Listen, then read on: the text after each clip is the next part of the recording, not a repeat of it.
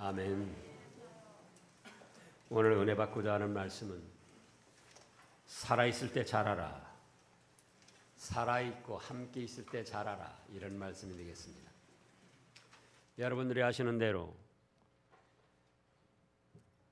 노무현 전 대통령이 죽은 지 10주년이 됐다고 해서 내노라 하는 사람들이 수만 명이 모여서 추모하고 기념하고 TV나 또 언론 매체에서 특별 프로그램을 만들고 대서특별해서 많은 사람들이 추모하고 기념을 했는데, 그렇게 추모하고 기념하는 사람들 중에 대다수가 노무현 전 대통령이 죽음에 이르도록 내몰고 수수방관하고 방조한 그런 사람들이었습니다. 예를 들어서 그 기념식에 참여한 당시 민주당 사람들, 그들도 박연차 게이트 뇌물 불똥이 자기들에게 뜰까 봐 전전긍긍하고, 또 청와대 대통령 기록물을 봉화마을로 가져갔다고 언론 매체에서 계속 잘못됐다고 여론을 호도하고, 결국은 거기에 노 전 대통령이 감당을 못하고 자살하고 죽은 거예요. 그런데 이제 와서는 아주 훌륭하고 좋은 사람으로 여론을 몰아가고 추모를 하고 기념을 하고 그 정신을 이어봤자 어쩌자. 그런데 사람들이 왜 그럴까? 왜 살아서 함께 있을 때는 욕하고 비난하고 못된 사람이라고 하다가 죽고 나면은 대부분이 미화시키고 추모하고 기념을 하냐, 그거예요. 우리가 부모님들도 살아계실 때는 연세가 많이 드셔서 어떤 면에서는 자손들에게 부담이 되기도 하잖아요. 근데 그래가지고는 때로는 어서 쉽게 돌아가셨으면 하기도 하고, 부모님들에게 원망 불평하는 마음을 갖고 있다가 돌아가시고 나면은 무슨 큰 효자인 것처럼 제사를 지내자, 비석을 세우자, 또 뭘 하자 그러면서 의식, 겉으로 선한 척 꾸며대더라, 그거예요.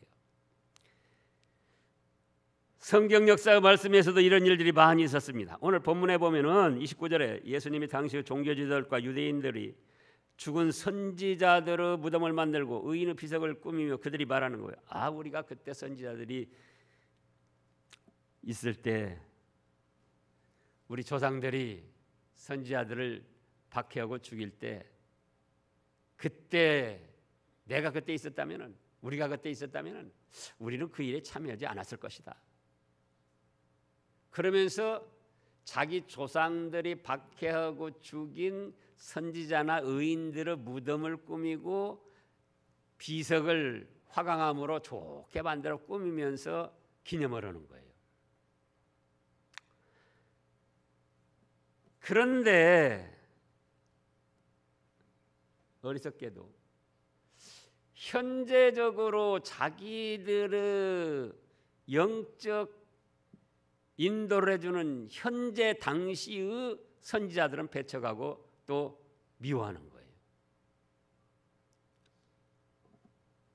선지자 정도가 아니고 우리 구원의 주여 생명의 주님인 예수님까지도 미워하고 배척하면서 마침내는 십자가에 못 박혀 죽도록 내몰았습니다. 그러면서도 그들이 하는 말이 뭐예요? 옛날에 죽은 순교자들, 선지자, 의인들, 그들의 무덤을 꾸미고 비석을 아름답게 가꾸고 그러면서 우리가 옛날에 있었으면은 우리는 조상들이 그렇게 선지자들 박해한 것처럼 죽인 것처럼 그런 일은 하지 않았을 텐데 그렇게 자신들을 변호하고 나가더라 그겁니다. 그러니까 예수님께서 보실 때 그것이 너무나도 가증스러웠습니다. 그래서 뭐라고 합니까? 화 있을진저 의식하는 서기관들과 바리새인들이여, 의식 겉으로만 잘 꾸민다 그거예요. 형식에만 치우치고. 그래서 뭐라고까지 말씀하십니까? 33절에 보면은 뱀들아 독사의 새끼들아 너희가 어떻게 지옥의 판결을 피하겠느냐? 그러므로 내가 너희에게 선지자들과 지혜 있는 자들과 서기관들을 보내매 너희가 그 중에서 덜어는 죽이거나 십자가에 못 박고. 현재적으로는 하나님의 선지자나 성경을 가르치는 서기관이나 지혜 있는 하나님의 종들을 보냈는데 덜어는 죽이고 십자가에 못 박고 그 중에 덜어는 너희 회당에서 책찍질하고 이 동네에서 저 동네로 따라다니며 박해를 한다는 거예요. 35절에 보면 그러므로 의인 아벨의 피로부터 성전 제단의 사이에 이르. 자, 의인 아벨이 누굽니까? 창세기에 나오는 아담의 아들 가인과 아벨. 가인이 하나님 앞에 죄된 제사를 드렸고 아벨은 참된 제사를 드려서 하나님이 아벨의 제사를 받으시고 가인은 그것은 받지 않으시니까 가인이 아벨 저것 때문에 내가 하나님께 미움을 받는다. 저것만 없으면 내가 독차지한다. 그래서 아벨을 죽인 겁니다. 또 너희가 죽인 바가랴의 아들 사가랴의 구약시대의 최후의 순교자입니다. 그들의 흘린 의로운 피가 다 너희에게 돌아갈 것이다. 이렇게 말씀을 하셨습니다. 또 이렇게 말씀으로 기록해서 오늘날 우리에게까지 들려주시는 것은 너희는 이런 화받을 길 걸어가지 말아라. 그런 사랑하시는 뜻으로 기록하고 들려주시는 거예요. 아, 교회 왔더니 또 화받으라고 한다. 그게 아니에요. 이런 역사적 사실이 있으니 너희는 이런 사실을 거울 삼아서 화받을 길 걸어가지 말고 복받을 길을 걸어가라. 그렇다면 우리가 이런 화받을 길, 죄악에 빠지지 않고 복받을 길을 걸어가려면 어떻게 해야 되겠는가? 첫째로 사람이나 어떤 사건을 분별하는데 하나님의 말씀으로 기준을 해서 살펴야 됩니다. 사람이나 어떤 이루어지는 사건, 상황을 각자 자기의 깨달음이나 지식이나 사상이나 자기 개인의 뜻으로 분별하고 판단하면은 천차만별 바르게 판단하고 분별할 수가 없습니다. 여기에서도 각자 여러분의 지식이나 사상이나 어떤 정치적인 뜻이나 또 각자의 체험을 살려서 어떤 일을 판단하고 분별하기로 하면은 여러 100이면 100가지가 다 나오는 거예요. 실제적인 예로 자, 현 문재인 대통령을 살펴보자고요. 민주당원들이나 문재인 대통령 지지자들은 몇 점을 줄까요? 막 90점, 100점 줄 거예요. 그런데 한국당 사람이나 태극기 부대에게 문재인 대통령을 평가하라 하면 몇 점을 주겠습니까? 북한 대변인 노릇하는 빵점, 10점, 20점 그렇게 주는 거예요. 똑같은 사람을 똑같이 분별하는데 이렇게 엄청난 차이가 난다. 무엇 때문입니까? 각자의 사상과 정치적인 이념과 자기의 깨달음으로 분별하고 판단하니까 이런 어처구니 없는 일이 일어나는 거예요. 그러면 우리가 사람을 판단하는데도 그렇고 이루어진 사건 상황도 분별하는데 무엇이 표준이 돼야 된다고요? 하나님의 말씀이 표준이 되고 하나님의 말씀이 기준이 돼서 그 말씀의 근거에서 살피고 분별을 해야 되는 겁니다. 여러분들이 이미 뉴스를 통해서 아시는 대로 이제 자기 자녀라도 손 한 번 댈 수가 없습니다. 제 며느리가 손자들을 훈육하는데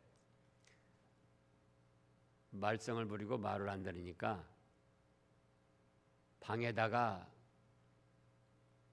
이제 들어가라고 하고 가둔 거죠. 그리고는 1시간 반성의 시간이다. 그래서 1시간 동안 방에다 이제 넣어놓는 거예요. 나오지 못하게. 그것도 자녀 교육의 한 방법인데 이제 그것까지도 범죄자가 되는 거예요. 얼핏 보면 어린이들의 인권을, 자녀들의 인권을 존중해서 그렇게 해야 된다 하지만 하나님의 말씀으로 살펴보면은 자, 예전에 어른들이 오랜 생활을 통해서 얻은 지혜가 뭐가 있습니까? 미운 자식 떡 하나 더 주고 이쁜 자식 매 하나 더 준다. 이제 우리 하나님의 말씀은 뭐라고 했는가? 잠언 13장 24절을 보겠습니다. 잠언 13장 24절 지혜의 말씀 중에 지혜로운 말씀이 잠언인데 13장 24절 다 같이요.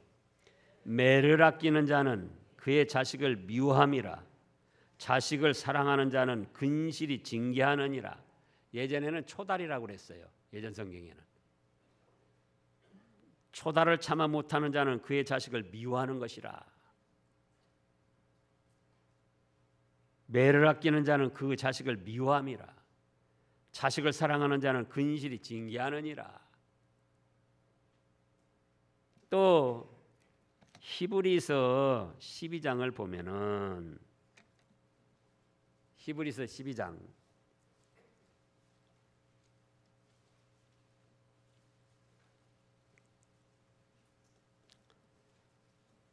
5절부터 보면은요. 또 아들들에게 권하는 것 같이 너희에게 권면하신 말씀도 잊었도다. 일러스되 내 아들아 주의 징계하심을 경히 여기지 말며 그에게 꾸지람을 받을 때에 낙심하지 말라. 주께서 그 사랑하시는 자를 징계하시고 그가 받아들이는 신은 아들마다 책책질하심이라 하였으니 너희가 참으면 징계를 받기 위함이라. 하나님이 아들과 같이 너희를 대우하시나니 어찌 아버지가 징계하지 않는 아들이 있으리요. 징계는 다 받는 것이거늘 너희에게 없으면 사생자요 친아들이 아니니라. 또 우리 육신의 아버지가 우리를 징계하였어도 공경하였거든 하물며 모든 영의 아버지께 더욱 복종하며 살려 하지 않겠느냐. 그들은 잠시 자기의 뜻대로 우리를 징계하였거니와 오직 하나님은 우리의 유익을 위하여 그의 거룩하심에 참여하게 하시느니라. 무릇 징계가 당시에는 즐거워 보이지 않고 슬퍼 보이나 후에는 그로 말미암아 연단받은 자들은 의와 평강의 열매를 맺느니라. 하나님의 말씀은 이런데 이제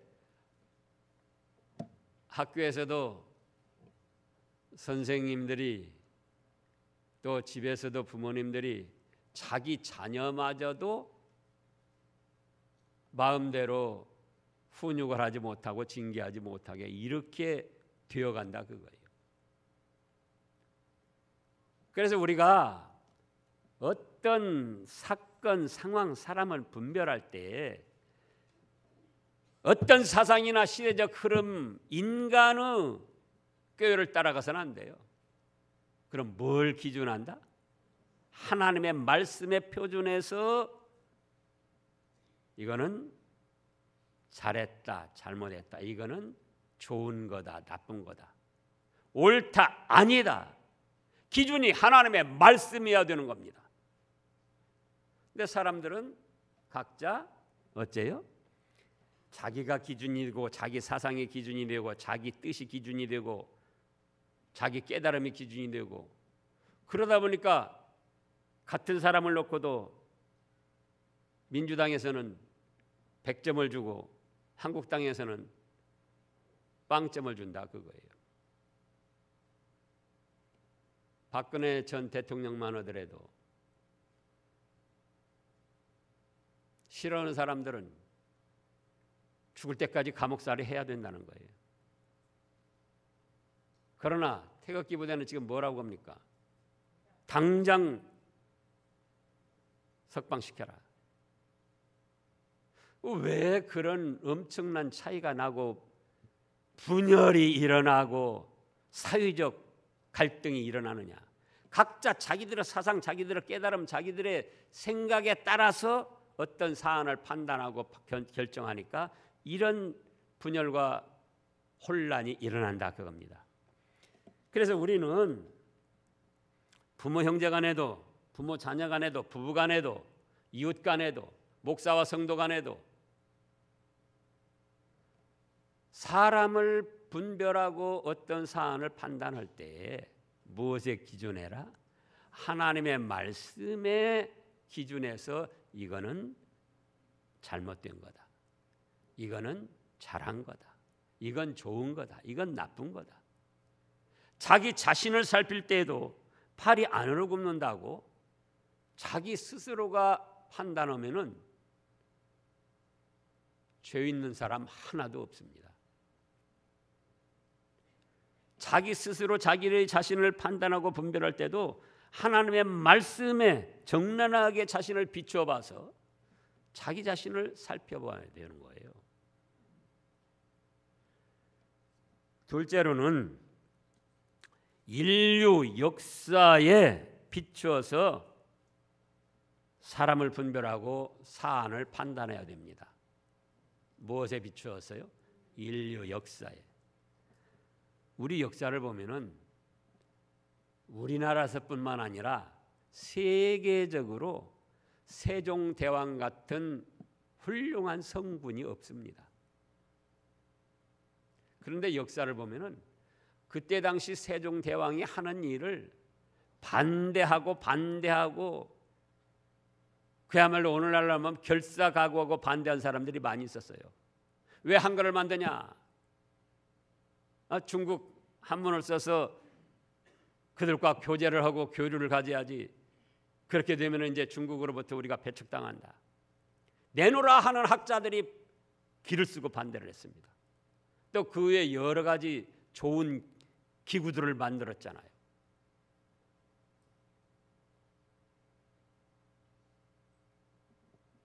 또 대동여 지도를 만든 김정호, 자기 온 재산 팔아서 자기의 일생을 바쳐서 이것저것 발로 돌아다니면서 그 가진 고생을 하며 지도를 만들었더니 뭐라고 몰아붙였냐? 이거 외놈들한테 팔아가지고 그때 말이에요. 우리나라 이거 집어삼키는데 도와주려고 매국노로 달려고 했다. 그래가지고 또 모함을 해서 박해를 했던 거예요.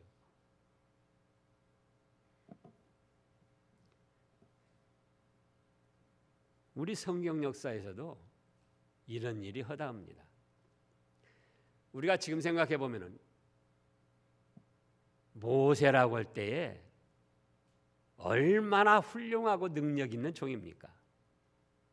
창세기, 출애굽기, 레위기, 민수기, 신명기를 비롯해서 또한 이스라엘 백성들이 이집트에서 430여 년 동안 종살이한 게 그거를 하나님의 능력을 힘입어서 해방시켜서 적과 거리오는 가나안 복지로 인도하는데, 지금 생각하면 우리가 정말 훌륭하고 위대한 종이다. 그런데 그때 당시에 수많은 사람들이 그 모세를 원망하고 불평하고 돌로 치려고 하고 대적을 했어요. 민수기 16장을 보겠습니다. 지금 역사적 사실에 교훈을 받아서 사람을 분별하고 사안을 판단해야 된다. 역사를 찾아보는 겁니다. 역사. 민수기 16장 1절 말씀부터 보면은 레위 증손 고하스 손자 이스라엘 아들 고라와 우두머리 이름입니다. 루벤 자손 엘리야브 아들 다단과 아비람과 벨레스 아들 오온이 당을 짓고 2절을 읽어보세요. 이스라엘 자손 총회에서 택함을 받은 자 곧 회중 가운데에서 이름 있는 지휘관 250명과 함께 일어나서 모세를 거스르니라. 그들이 모여서 모세와 아론을 거슬러 그들에게 이르되 너희가 분수에 지나도다 회중이 다 각각 거룩하고 여호와께서도 그들 중에 계시거늘 너희가 어찌하여 여호와 총회에 스스로 높이느냐. 레위 자손 중 고핫 손자 고라, 루벤은 장자의 자손입니다. 장자, 이스라엘 장자 계통. 그런 사람들이 2절에 이스라엘 자손 총회에서 뽑은 거예요. 유명하고 훌륭하다고 뽑은 거예요. 믿음 좋다고 뽑은 겁니다. 택함을 받은 자 곧 회중 가운데서 이름 있는 지휘관 250명과 함께 일어나서 모세를 거스르고 또 모함을 하고 거짓으로 모함을 하고 19절을 보면은 19절요. 민수기 16장 19절. 고라가 온 회중을 회막문에 모아놓고 그다음에요. 그 두 사람을 대적하려 하매 여호와 영광이 온 회중에 나타나시니라. 온 회중들을 모아놓고 그러죠. 뽑힘 받은 사람 250명 지휘관 그들과 함께 온 회중을 모아놓고 모세와 아론을 뭘로 했습니까? 대적, 적으로 알고 배척을 했다는 거예요. 적으로 알고. 그러니까 인류 역사, 우리나라 역사를 보더라도 자, 이순신 장군도 우리나라뿐만 아니라 세계적으로 그런 훌륭한 장군이 없습니다. 그런데 당시 원균을 비롯해서 또 심지어는 당시 왕 선조까지도 자기보다 높아지고 자기보다 인기 누릴까 봐 그렇게 배척을 하고 박해를 해가지고는 죽도록 두들겨 패고는 감옥에 가뒀다가 일본 사람들이 다시 쳐들어오니까는 백의종군, 그러니까 그렇게 모함을 받아서 죽도록 두들겨 맞고 감옥에 있다가 총사령관 하던 사람이 쫄병으로 나가서 나라를 위해서 목숨을 바쳐서 싸운 거예요. 지금 생각하면은 얼마나 훌륭하고 위대한 장군인데 그때 당시 사람들은 그랬다 그거예요.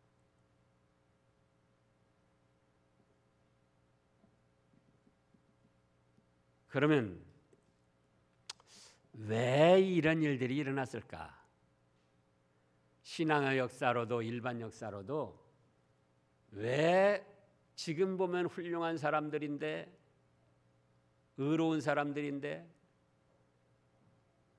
왜 그 당시 사람들이 박해를 하고 죽이기까지 했을까? 여러 가지 원인이 있지만은 한마디로 말하면은 자기들 욕심이 채워지지 않았기 때문입니다. 자기들 욕심이 채워지지 않고 어떤 일에 대해서 생각과 방법이 다르다고 해서 그렇게 배척을 하고 적으로 알고 이사야 선지자, 에레미야 선지자 여기 지금 말씀했잖아요. 내가 보낸 선지자들을 더러는 죽이거나 더러는 십자가에 못 박고 그 중에는 더러는 회당에서 책찍질하고 동네에서 이 동네에서 저 동네로 따라다니며 박해를 했다. 그러면서 또 옛날에 순교한 선지자들, 하나님의 말씀을 바로 전하다가 배척당해서 순교한 선지자들, 의로운 사람들, 그들의 무덤, 그들의 비석은 화강암으로 잘 꾸미면서 내가 옛날에 있었으면 나는 이런 죄된 일에 참여하지 않았을 것이다. 그렇게 나가더라 그거예요. 그래서 우리는 현재적으로도 어떤 사람을 평가하고 분별할 때, 어떤 이루어진 사건 사안을 판단하고 분별할 때, 첫째는 뭐에 표준을 하라고요? 하나님의 말씀으로 해라. 각자 자기 생각으로 하지 말아라. 그다음에 둘째로는 역사적 사실의 교훈을 받아서 분별을 하고 판단을 해라. 지금 만약에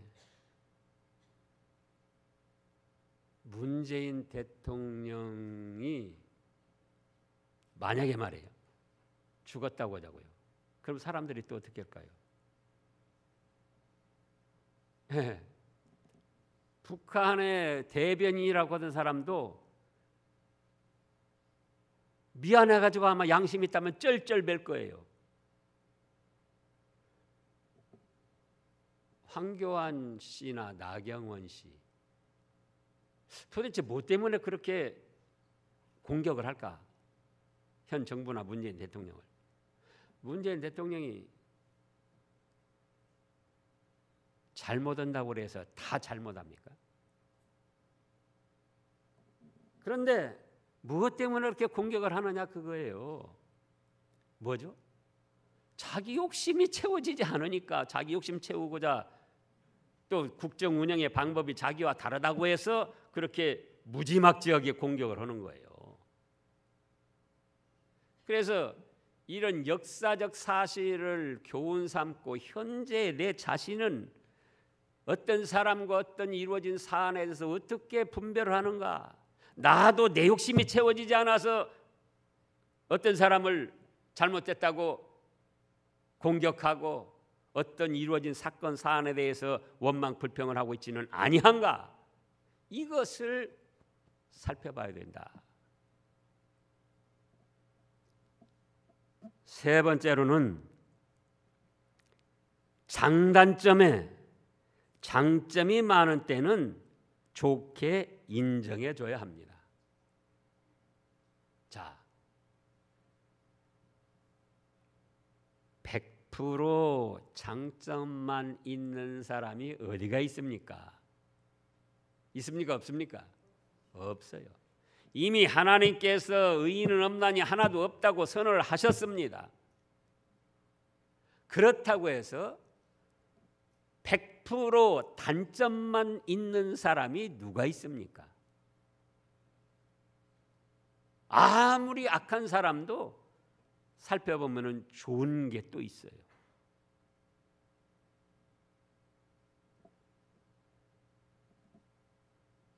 그래서 어떤 사람이든지 장점과 단점을 같이 가지고 있습니다. 여러분들이 여러분 자신을 비롯해서 또 주위 사람들을 살펴보라고요.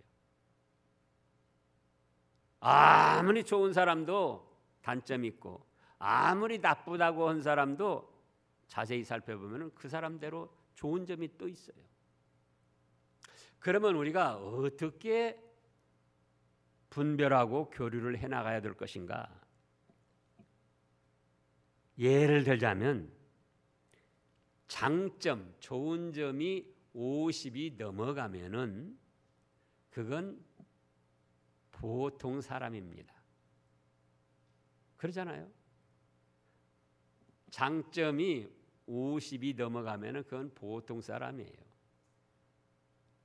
근데 장점, 좋은 점이 60이 넘어간다. 그러면 그건 좋은 사람입니다.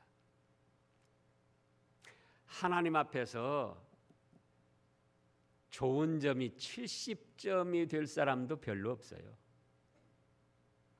100점은 그만두고 하나님 앞에서, 하나님의 말씀 앞에서 좋은 점이 70점이 넘는다. 그런 사람은 제가 생각할 때 없어요. 연약한 인생들 좋은 점이 있는가 하면 또 자기도 모르게 나쁜 점이 있는 거예요. 그래서 좋은 점이 50이 넘어갔다 그러면 그 사람은 어떤 사람이에요? 보통 사람으로 우리가 인정하고 교제를 해야지 돼요. 그런데 좋은 점이 60이 넘어갔다 그러면 그거는 좋은 사람입니다. 여러분들이 실제 생활을 통해서 한번 주위 사람들을 분별을 해보시라고요. 그런가 하면은 나쁜 것이 단점이 50이 넘었다 그러면은 그 사람은 보통 이하의 사람입니다. 보통보다는 못해요. 이제 단점이 60이 넘어가는 거예요. 그러면 그거는 나쁜 사람이에요.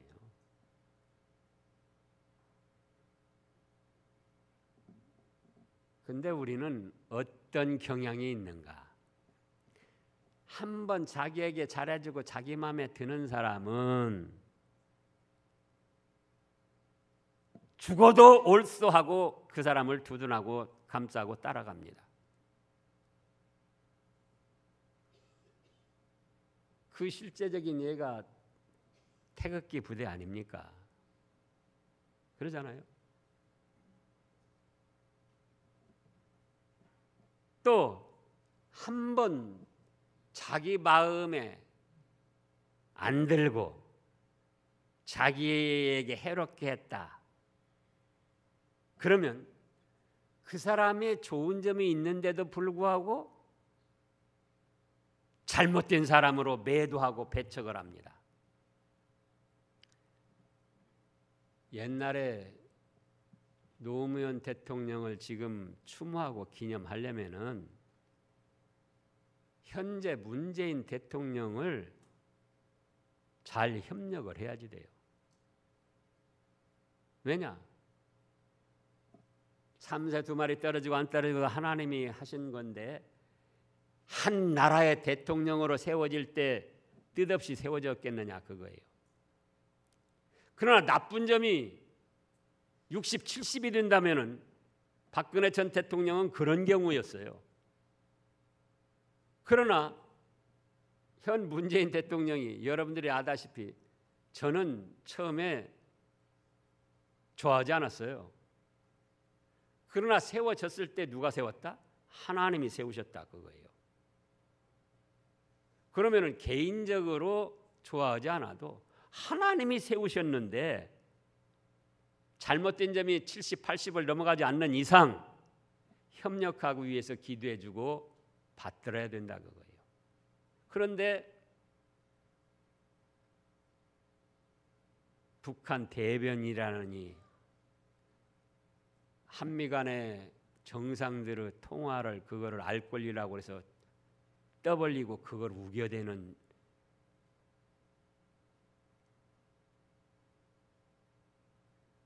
왜 이 말씀을 하느냐 알고 있는 사실. 나에게는 그런 것이 없는가? 그 사람이 좋은 것이 분명히 좋은 점이 있음에도 불구하고 내가 한번 그 사람을 안 좋게 보니까 그 사람은 무조건 배척하고 잘못됐다고 몰아붙이는 거예요. 자,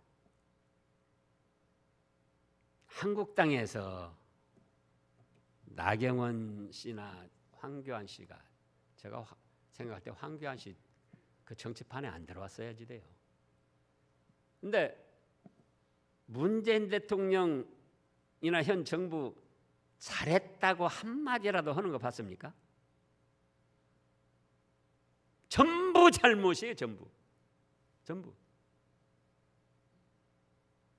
전부 잘못했느냐 그거예요. 근데 전부 잘못된 걸로 몰아붙이는 거예요.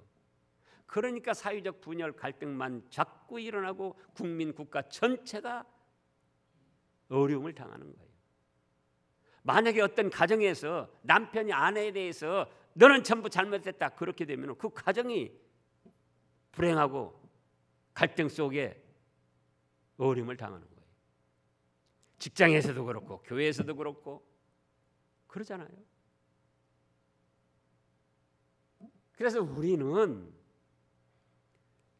모든 사건 사안을 분별하고 사람을 분별하는데 첫째가 뭐다? 하나님 말씀으로 표준해서 살펴보자. 하나님의 말씀에 맞으면 옳다 옳다, 아니면 아니다 아니다. 또 역사적 사실에 거울 삼아서, 역사적 그 사실을 교훈 삼아서 현재의 나를 살펴보자. 그 훌륭하고 위대한 사람들, 당시 사람들이 어째서 배척하고 어째서 죽는 자리에 내몰았던가. 명분은 그럴듯하게 내세웠지만 다 자기들의 욕심, 욕망이 채워지지 않으니까 그런 어처구니 없는 일들을 한 거예요. 지금도 당장에 황교안 민주당에서 우리 황교안 대통령으로 세웁시다, 나경원 대통령으로 세웁시다 그러면은 황교안 나경원 씨가 뭐라고 할까요? 당장은 칭찬할 겁니다. 아, 민주당 제대로 돌아가고 있다고. 그러니까 우리가 내 욕심이 안 채워져지고 어떤 사람이나 어떤 사안에 대해서 잘못됐다고 판단하고 불평하고 그런 일이 없는가, 그걸 살피자 그거예요. 그거를. 그래서 잘못해도 100% 잘못하는 사람도 없고 잘해도 100% 잘하는 사람이 없다. 그렇다고 할 때 50점 좋은 점이 넘어가면은 그게 보통 사람이 우리가 다 그렇잖아요. 60점 이상 되면은 그건 좋은 사람이라. 3, 40점에 바람직하지 않은 점이 있다 할지라도 연약한 인생들, 그건 좋은 사람이다. 이건 좋은 일이다. 그렇게 현재 함께 살면서 인정하고 협력하고 나가야 된다, 그 말씀입니다. 그럴 때 우리가 우를 범하지 않고 민족적으로나 국가에 있어서 또는 신앙적으로 하나님 앞에서 복받을 길을 걸어가게 되는 것입니다. 기도하겠습니다.